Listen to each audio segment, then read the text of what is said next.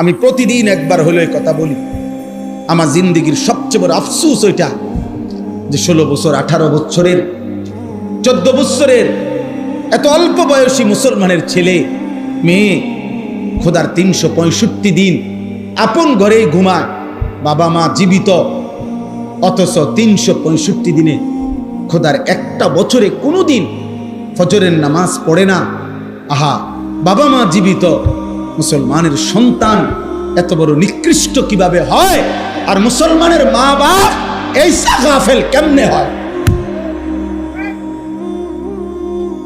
ওই বাপ, তুমি এত বড় গাফেল কেমনে হইলা? তোমার সন্তান একটা দিনও ফজরের নামাজ পড়বে না। তুমি কেমন বাপ হইলা? আর এটা কেমন সন্তান? বলো না বাপ, বলো না সন্তান। নওজোয়ান বলো না ভাইয়া, এই কিশোর নওজোয়ান ছেলেরা, এই বন্ধুর কথা বলো, জবাব দাও। 365 দিনে খোদার এক বছরে যে কোনো দিন 5 ওয়াক্ত নামাজ পড়লা না, তুমি মানুষের বাচ্চা? এই হাইওয়ান, মুসলমানের বাচ্চা তো নিকৃষ্ট হয় বেটা। তোর কোনো আল্লাহ নাই,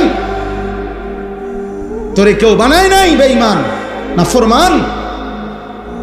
তোর কোনো সৃষ্টিকর্তা নাই, তোর কোনো নবী নাই, তোর জন্য কেউ 23 বছর কাঁদে নাই, তোর কোনো ধর্ম নাই বাপ, তোর কোনো কিতাব নাই।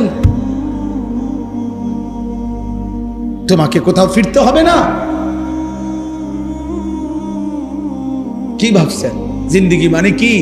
ভাত তরকারি, পেশাব পায়খানা, মোবাইল, নারী, ছবি, খাতা বালিশ আর দোকানদারি, আর বন আর বিড়ি, চার বিস্কুট, পেঁয়াজু আর আলু সব, আপেল আর মালটা, এরই নাম জীবন? খালাস, এরই নাম জিন্দেগি? বলো না বাপ।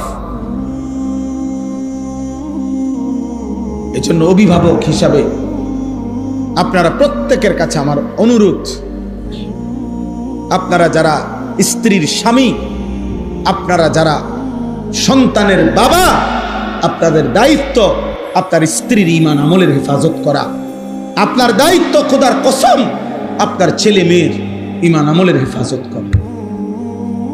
নবীজি সাল্লাল্লাহু আলাইহি ওয়াসাল্লাম বলেছেন, হাদিস, ইজা আইকাযার রাজুলু আহলাহু ওয়া সাল্লা বিহিম জামিআন কুতিবা ফি